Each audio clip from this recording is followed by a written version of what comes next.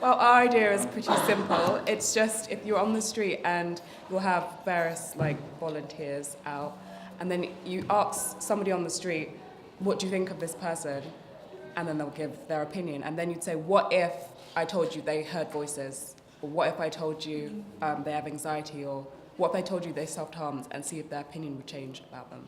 Before I talked about it, it was like this secret shame, this burden, like, oh, I feel so worthless and hopeless, and I can't believe that I feel like this, and I can't tell people I feel like this because they won't get it, they won't understand. Oh, she's just moody. I should just shake this off.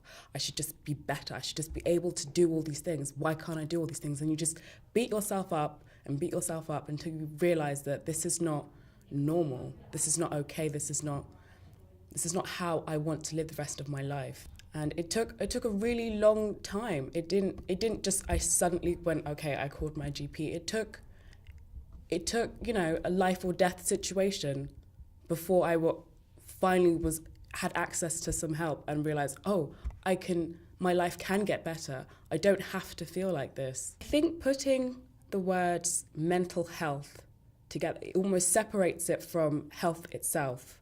And that is the big problem that we have. So you think the way you feel is different from, body problems that you have. Like if you had a heart attack, nobody would expect you to just continue, just plow through, just shake it off to continue with your life. But if you're suffering with anxiety, you have depression, you have panic attack, people just expect you to just get up and plow through it because mental health and health are viewed as separate things. Whereas if you have mental health issues, they affect your actual health. Like even simple things as like just feelings like loneliness can cause so much problems with your body. Like it can kill you. It increases your rate of like heart disease and just all sorts. So we just need to see that health as a whole includes your mind, your body, and everything. Words have power. Sometimes saying something out loud can almost like lift the burden off you. You're saying things in your head all the time, you're thinking all these thoughts, and it's not enough it's not enough to keep them inside. It's like a weight on you. And I've had therapy for like years, all types of therapy like CBT, DBT, but it's not something people want to talk about. You're really, quiet and secretive about it because you don't want somebody to think, oh, right, she's crazy. But the thing is just that in life, people go through so many different, really complex things, especially young people growing up in this world, which is just, it's so hard. Even though we don't talk about how hard it is, it really, really is. So I try to always talk about it as much as I can to other people so they feel that, oh, well, if she can talk about it, then I can talk about it. If I can say, right, I've had depression for most of my adolescence, and it's only since I've come to university where I've actually had the space and distance to go to the GP and actually ask for medication, because there's so much stigma attached to you being on antidepressants. Like my family were always so against that, and at some point you need to just go that your mental health is yours, and nobody goes through what you're going through, just nobody.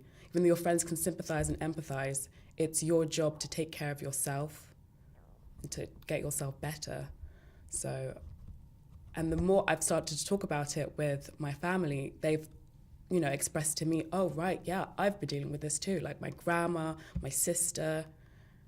And the second, then the stigma is lifted the second you talk about it. Then it's just, all right, this is the thing that we're going through and we can address this and we can move forward.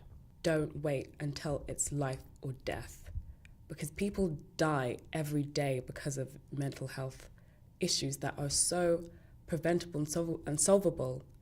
Like I'll have scars for the rest of my life because I didn't seek help when I needed to have. And I'm not ashamed about my scars. I don't hide them. I don't wear bracelets like a lot of people do. I say I own my pain that I feel. And suffering is something that we will all go through. but it's not. You don't win brownie points in life for suffering. You don't have to suffer, even though it feels like you're doomed and this will just follow you for the rest of your life, but it doesn't have to. You can't let your past get in the way of your future, because unless you talk about these things, unless you really address and deal, you can never heal. And healing is so important. And it's better to start young. I don't know. It's better to start young than wait until you're much, much older and this has ruined a lot of years of your life. When we're young, we're so more adaptable. Our brains can change in ways that it can't when we're older.